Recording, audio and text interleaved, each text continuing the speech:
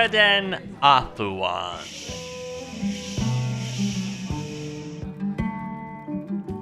Every tale has its dark side, my friends. Even so noble a hero as Moriden did not always help the people. Do not take this as truth, but there are rumors that he worked for a time for the Thieves Guild of Skyrim. So sorry to miss the beginning of the evening tale, my friend. What did I miss? Though none alive would dare to besmirch Moriden's name, the rumors persist. Some claim that he finally fell to greed and avarice. Others, that he was forced into serving their desires. Oh. Well, of course it would be this part. Should have realized. Not like there's a great deal of my story left to tell. Despite what seems evidence that cannot be explained away, yet others claim that Moriden became one of the greatest of thieves, not for personal gain, but to once again save the people of Skyrim from the darkest of horrors. Oh, that's rich. The darkest of horrors. Seriously. The only thing I saved anyone from during that time of my life was the burden of a full purse. The rumors, I'm afraid, are true, my friend. So, though they are only the darkest of slander, dear listeners, gather round once more and hear the tale of the greatest of thieves. For it to be slander, it would have to be intentionally wrong. Much of this tale is right, but they won't give you the details. You know how much I enjoy a good tale in a good tavern. So let me save you the pain of listening to the drivel. Far enough from the rest of the people here that I can tell you how it really happened, because the truth of it... The truth is not what the bards would have you believe.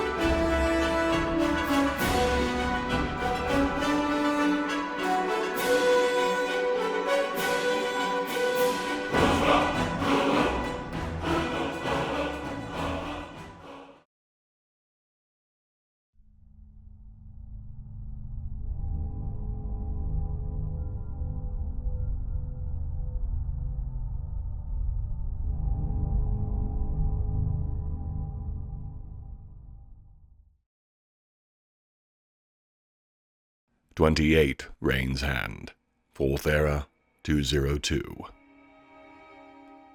Once awake, we made use of the rings to try activating the... whatever it was that we were activating. Fortunately, they were not death traps, but instead revealed 2 halves of a key, likely the assembly we were missing from the musical notes or whatever they were at the center rise. I ducked out of the temple long enough to forge the 2 pieces together, and taking both of the rings back out of the slots, don't want to forget those, and then re-entered the room. It took us some time, but we managed to decipher what we were looking at. Most of it was in the translated book from Calselmo, and we thought we had a lock on what the tally marks at the back were for. Placing the giant chimes in those orders, and then playing them, caused 6 of the 7 doors across the back to open. The final one, however, had a 9 in one of its places. And we had only 8 chimes. More exploration. Around the side of the west room where the first ring had been used, there was a path leading to a rather large pit, full of Falmer. Now, full of dead Falmer. At the bottom, in one of the huts they'd built, was the massive 9th chime, which I then lugged back up to the top and placed into order for the 7th door. Except it didn't open. After some discussion, we decided that the shrine itself may hold the rest of the sequence. I have enough fragments of the Snow Elves artifacts that I should be able to piece one together, and with luck, it will hold the full sequence. There was something about that melody, though. I feel we were close to encountering something. Maybe 3 kinds of something.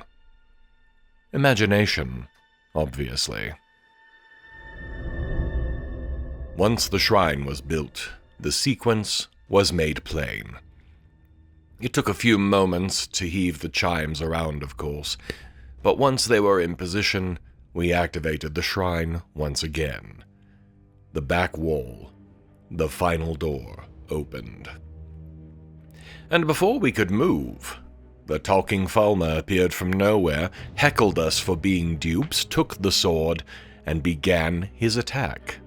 There was some laughter in there too, but the important thing is that this Falmer is an idiot. He can think that we are the dupes of Malakath or Moloch or whoever, but I knew something he didn't. My fate had, apparently, been bought and paid for by the Daedric Lords, including Malakath, and that meant that, with Nocturnal still to serve, I was not in any danger.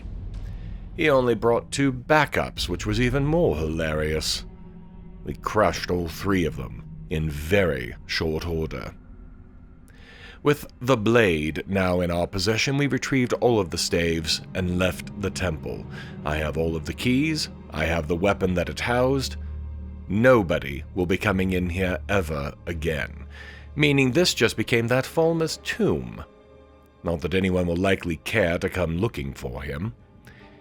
It's time to lead the guild out of this place and back home. And hope we don't have something even more bizarre coming our way. We made it back to the museum in one piece, and as we arrived in Solitude, the skies cut open with rain and lightning. A fitting end to today, I think, though some might say otherwise. After all, I just saved the world, or at least the Nordic world, again. That's just it, though. Again. How many times now? And still there is more expected of me. There must be. For I still have not served Nocturnal, and that seems to be built into whatever deal it was that Ithelia mentioned to me, assuming that there is no false speaking going on here. Between her words and the Herald of Akatosh, I believed there not to be. With this business taken care of, I think it is time I find Nocturnal. I was already pretty certain that the way to do this would be through the Thieves Guild in Riften. No reason to change that plan. So tomorrow it will be off to the Rift via Windhelm. There are still 2 other things that Aryan mentioned were worth looking into, and I'm somewhat tired of helping the guild at the moment. Not that I'm angry with them, no, just... it's time for something different. Something that is more about me, and less about others. Really, since I left the Vulgar clan, I've been concentrating on things that largely ended up being for the benefit of others. I've benefited as well, no lies, but...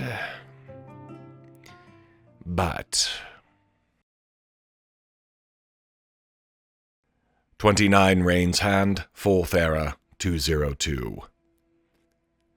I arrived in Riften after a stopover in Windhelm. You would think that after spending most of my life on the streets there begging, I likely would have turned to a bit of pickpocketing to get by. Yes, and no. I've used what little skill I have in it before, and it seemed to have worked well enough, but I am by no means in the master class. That would be Silda, the Unseen. She's a legend on the streets of Windhelm, easily the best thief in the city. Well, outside of the merchants, of course, but they are largely legitimate thieves. I paid her well for a few lessons before I turned to Riften. I figure that if the Thieves Guild is going to even give me a second glance, I'll need to know 2 things, theft and stealth. The latter has been the rock of my success for quite some time. The former, well, not so much. I'll need to demonstrate my abilities, if you will, before they try to contact me. I'm fairly certain I know who their front man is here. But until he makes a move, I don't dare approach him. Don't want to spook him, you see.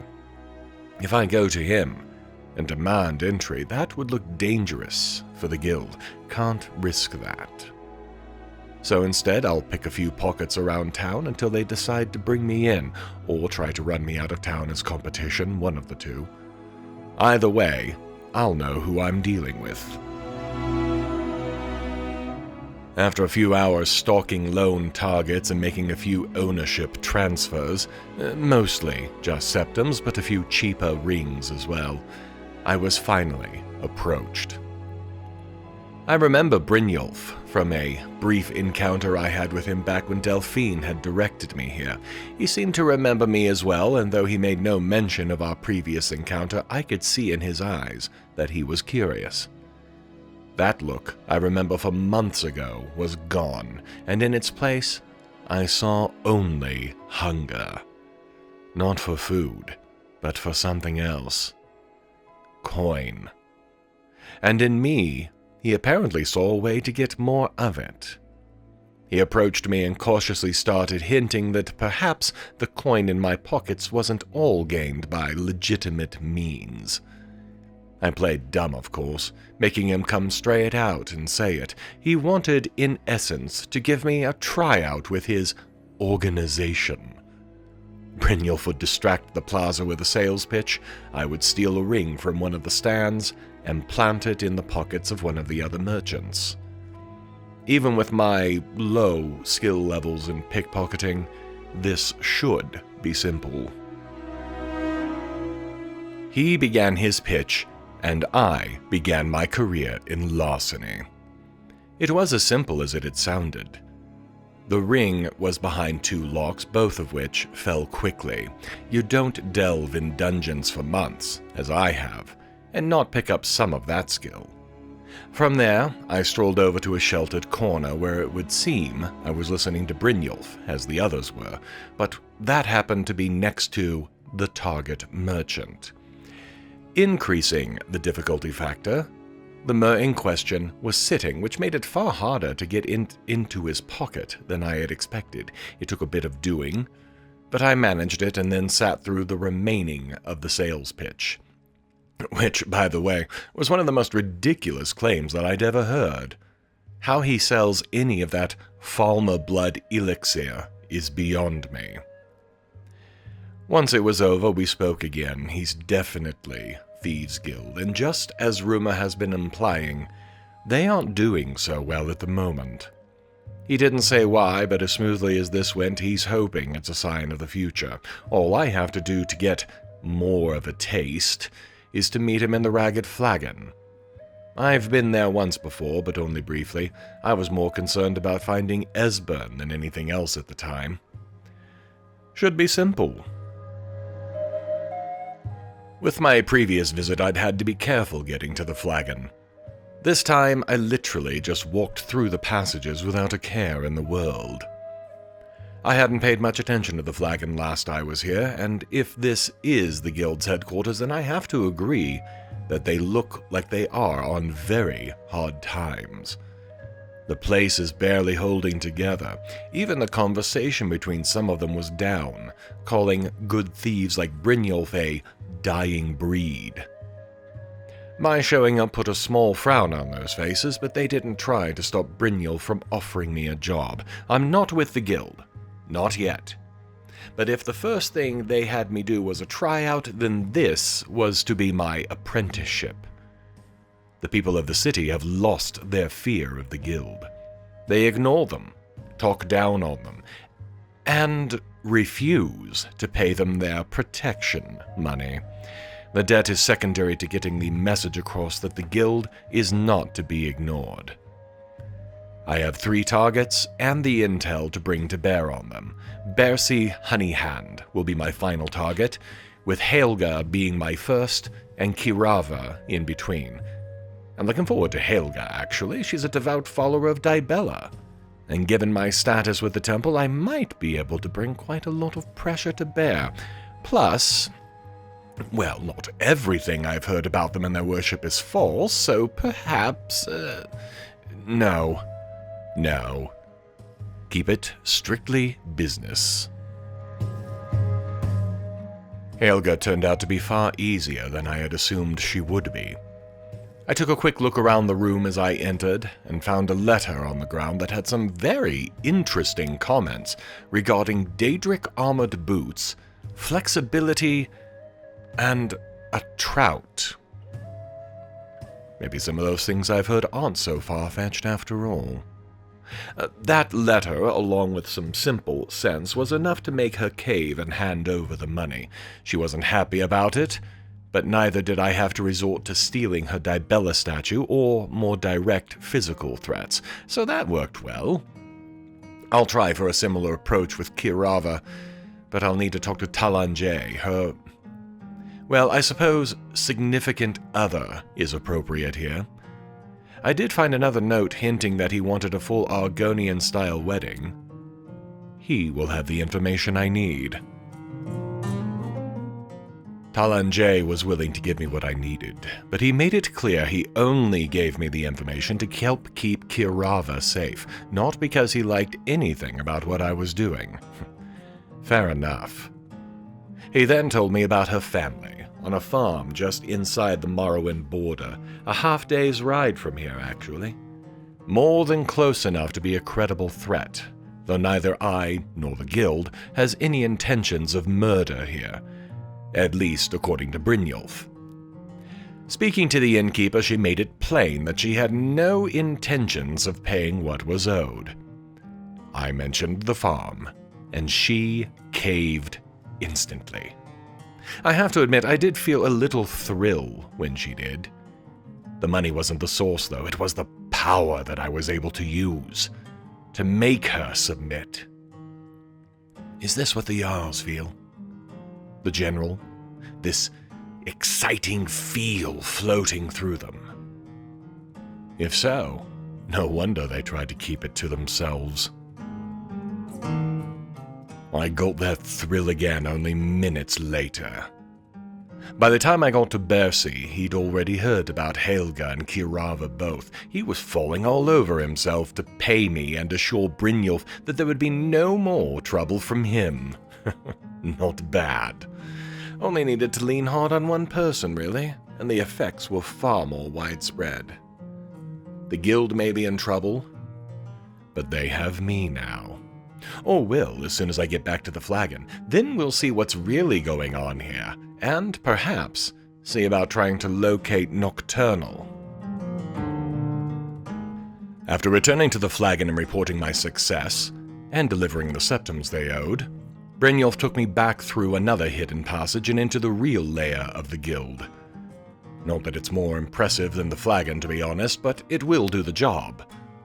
Or not. As the case may be, Brynjolf did admit to the guild being in a rough patch at the moment, but assured me that if I started bringing in coin, he could make that go away in time. Having agreed, I was introduced to the guildmaster, Mercer Frey. He's a gruff, no-nonsense kind of leader. Not sure what I walked away feeling about the man, but something seems slightly off, like a hint of a Daedric Lord's presence, but watered down, weakened, and left in the sun to fade. Given there's only one left, that means Nocturnal, though her interest in Mercer seems to be long in the past. Strange for a leader of the guild to have no connection to her anymore. Once inducted into the guild, I was given my first major job, and it's one that the other members of the guild haven't been able to crack. Golden Glow Estate, the source for all of the honey used in Maven Blackbriar's own meadery. Yes, she really does have connections here. Really, she all but runs the guild because of her influence. My job is to send Aringoth, the owner of the estate, a clear message that one does not ignore the guild or Maven. He's run the city guard out, brought in mercenaries, and shut Maven out entirely. She couldn't have taken that well. Maven wants the Mer alive if possible, but dead is an option, if I must. Since Vex, one of the other members, was turned away, I'd be a fool not to at least check with her, for what she knows of the estate, its layout, and its defenses. This will be novel. In short order, I have been issued a new set of armor for my more clandestine activities, been introduced to both Vex and Delvin, and also learned a great deal about these strange stones I have been finding. It's a lot to take in, but I've always enjoyed a challenge, and I think I just ran headlong into one. I'll start with Vex. I showed her the gems I've been locating, and she knew what they were, a relic from a few hundred years ago, specifically the gems from the ceremonial crown of Baron Zaya. Some thief stole the thing long ago and then pried all of the gems out to cover his tracks. Pretty enough, but on their own, worthless. If, however, I were to find them all, reassemble the set, well then, that might be worth quite a bit indeed. Or maybe at that point I just hand them over to the museum. She's also in charge of managing a number of targeted thieving jobs around the province. After speaking with her, we decided that the first hold to fall back under the influence of the guild should be home, sweet home, Windhelm. Things are bad enough there for the guild that there are even rumors of a competing guild trying to set up shop there. Until we get things under control, that is, show them that the guild is back in business and not to be ignored, we can't do much about them. So I took every job she could give me and then turned to speak to Delvin. Delvin is a more sophisticated thief in a way. His domain lies more in hiding our efforts and remaining in the shadows. Make sure people know we're operating in their home, but not in a way that can be proven, if you will.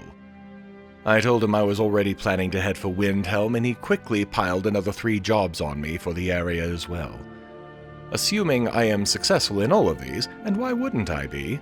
Windhelm is about to experience a crime spree, the likes of which has not been seen since the last time Ulfric Stormcloak collected taxes. His other commentary, though, was also of interest. The guild, he believes, is under a curse. Something is, as he put it, piss-drunk mad at us, though why or who he can't say. I'm beginning to think I might. Nocturnal being mad at the guild for some reason would explain a lot, and with that lingering presence on Mercer, I have some idea of who she might be mad at. I will have to play this slow and quiet, not make assumptions. I could be way wrong here, and I wouldn't want to draw the guildmaster's ire for no good reason. I'll get some sleep and then deal with Golden Glow first. It's closer, and with Maven looking over our shoulders, it's likely the most pressing item. Then on the way to Windhelm, I'll see about locating that tournament. The guild doesn't do much for combat, and I would hate to lose my edge. 30 Rain's Hand, 4th Era, 202. I sat on the north shores of Lake Honric, looking across the water at the 3 islands that make up Golden Glow Estate for a few hours, just watching. Vex's description of her aborted attempt to enter the place and rob the main safe, where Mercer hopes to find some kind of evidence demonstrating what Erengoth was thinking in breaking ties with Maven, matched well with what I saw. More than triple the number of armed protectors, only 2 ways in, the main bridge from the south shore, and the sewer entrance she used for her own attempt. Apparently, the mercenaries hadn't picked up on that, as it was still unguarded. I decided to follow suit and use it as well. The other way in might be more direct, but was also likely to result in a huge number of casualties. I know the guild doesn't care about fatalities this time, but I'd rather hold to the ideal for the moment. Stealth and patience can get one far. Most of the mercenaries were outside the main building patrolling the grounds. Those who remained inside were numerous, but badly placed. I quickly found several holes in their patrols and made my way quietly up to the second floor, and then past a guard on the bedroom door. Erengoth was present, but rather than confront him directly, I snuck up close enough to pick his pockets and found the key to both the cellar and to the safe that would be down there. And then, just to make sure he realized that his keys hadn't gone missing, I also stole a rather gaudy statue of a bee, a large one at that. Maybe Delvin will do something with it, I don't know. The point was to leave the Mer alive and still get what we wanted, while also making sure he knew who did it. This should drive him up the wall. And then Maven will swoop in with proof of something. I suppose. That part of the plan isn't my problem, though. A little more stealth, and I was into the cellar and past the last defenders. The safe opened with the key, naturally, but what I found in there is not going to make Maven happy. Erengoth cut all ties with the guild and the Riften Guard for a very simple reason. He no longer owns Golden Glow. Who he sold it to, I can't even begin to guess. No signature on the bill of sale, just a strange emblem. Also, a name, an Argonian by the hyphenated name. I don't recognize it either. What is clear is that this new owner doesn't think the guild has any real standing, figuring that we'll avoid the place rather than try to do anything about it. More bark than bite. I think this new owner will find out otherwise. And now that I know that Erengoth isn't the owner, I don't feel too bad about torching a few apiaries on the way out. Until Maven owns this place, which I suspect is the end game for her plans, it will only hurt a rival. The trick will be doing it without having to kill all of the mercenaries. I'd prefer not to use my shouts for that, if it comes to it, though. Why would I want the world to know that Dovahkiin is a member of the guild now? I spoke with Brynjolf when I returned to Riften, and his read on Erengoth's sale is about the same as mine. He's going to check with his sources, speak with Mercer, but in the meantime I am not to concern myself with it. I did the job that was requested, and now it is time to head towards Windhelm. I checked with Vex one more time, and she did admit to knowing where many of the stones of Barenziah were. I even managed to convince her to give me the list for free, promising a hefty finder's fee instead when I found them all. I don't think she believes for a moment that I'll even get them, but the fact that I've got 7 of them already seems to have been enough to convince her that maybe, possibly, it might happen. Last time I get anything for free from her, though, I'd bet. While one of the stones was in Riften, I decided to grab that on my return. There were a few things to do on the way to Windhelm, including locating one of the stones in a place called Anselvund. Not a lot of information on it, but it is supposed to be a dig site of some kind, so I'm guessing Nordic ruin. A pair of conjurers had set up camp there when I arrived, and after a brief battle, I convinced them both to learn to conjure from the more friendly confines of whatever afterlife they happened to believe in. I went into the site immediately, no sense wasting more time on this than I need to, and I have a feeling I will want the place cleared well and good before I can search seriously for the gem. Yes, they tend to stick out, but in a cave system, anything can be hidden easily, and I'd rather not be searching for it while dodging incoming fireballs. For a while, it seemed to be just a normal cave with standard idiots who are raising the dead, surrounded by standard Draugr. That all changed when a voice echoed through the caves. What is it about some people that they just have to tell you their name, then threaten to kill you if you don't leave? Sure, if your name is famous, that might mean something. This woman, though, whose name escapes me, seemed to think I should be shuddering at the sound of her name or something. Arrogant. I've done some things, and even I don't make the assumption that my name would cause terror or fear, usually because in the past it consistently hasn't. Oh well, I suppose I'll just have to make sure there is one less necromancer or power-mad fire mage, or whatever it is this woman she thinks she is in the world. Necromancers are stupid. They always have reasons for trying to raise the dead. Some of them seem to think it a path to mortal power, somehow managing to forget that today's risen corpse is tomorrow's ash pile, and eventually they're going to run out of corpses to raise, and that the terrified citizens will take you down about that point. Others are doing it to raise a lost loved one. Why? They will still be dead. They will still be decaying, and their form will be a constant reminder of that fact right up until they turn into an ash pile, just like the other corpses. You will have accomplished nothing. Honestly, were it not for social reasons of thinking it disrespectful, necromancers would be laughed at for their idiocy, I think. Now, a lich, that would be bad news. But there are so few of those that they are barely worth even mentioning. I honestly begin to think that these random necromancers I encounter are nothing to even be worried about. At worst, they keep a ghost or two around to power their spells, which seems to have been the case here. I got a new artifact for Aryan and a new stone for myself, so I think it was worth my time. Some idiot necromancer is dead.